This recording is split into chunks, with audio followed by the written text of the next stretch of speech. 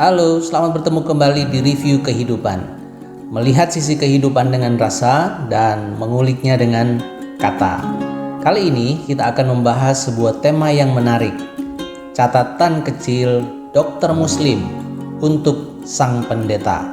Waktu saya masuk ke dalam ruang dokter menyebut nama saya, menyambut saya dengan hangat dan mempersilahkan saya duduk. Pertanyaan pertama yang diajukan bukanlah tentang penyakit saya. Yang dia tanyakan adalah, apakah saya sudah mempunyai anak, berapa anaknya, dan berapa usianya. Ini sebuah pertanyaan yang tidak lazim menurut saya.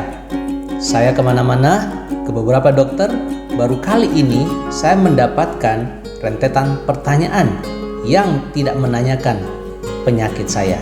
Esoknya sebelum saya mendengar dan mendapatkan hasil medical check up saya yang puji Tuhan semuanya baik, saya bertanya kepada sang dokter, kenapa yang pertama kali dia tanyakan bukan tentang penyakit saya, tetapi tentang keluarga saya, tentang anak-anak saya. Dokter itu memberikan jawaban.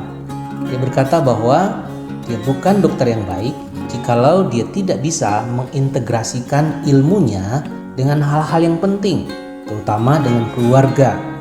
Menurutnya dan menurut pengalamannya, ada banyak penyakit yang disebabkan oleh kehilangan orang tua, kehilangan anak, kehilangan suami, kehilangan istri. Peristiwa-peristiwa kehilangan tersebut, termasuk pekerjaan, itu adalah faktor yang cukup besar yang membuat penyakit penderita itu menjadi lebih parah. Dia berkata, saya bukan dokter yang baik jikalau saya hanya berdasarkan kepada hasil pemeriksaan medis saja. Ya, banyak di antara kita yang lebih cepat menyadari kelemahan fisik kita dibandingkan dengan kesehatan emosi atau jiwa kita.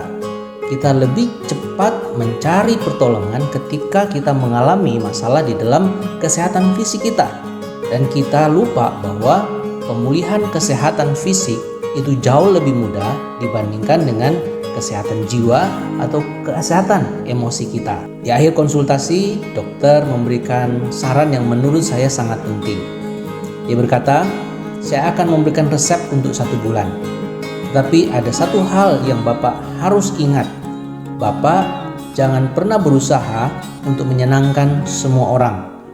Mengingat akan pekerjaan Bapak yang sangat bermanfaat dan berguna bagi banyak orang, Bapak harus berusaha dengan baik.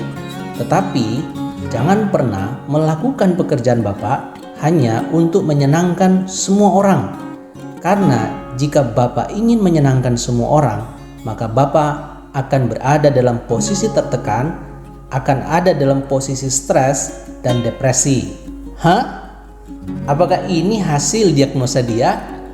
Apakah saya sedang stres? Apakah saya sedang depresi?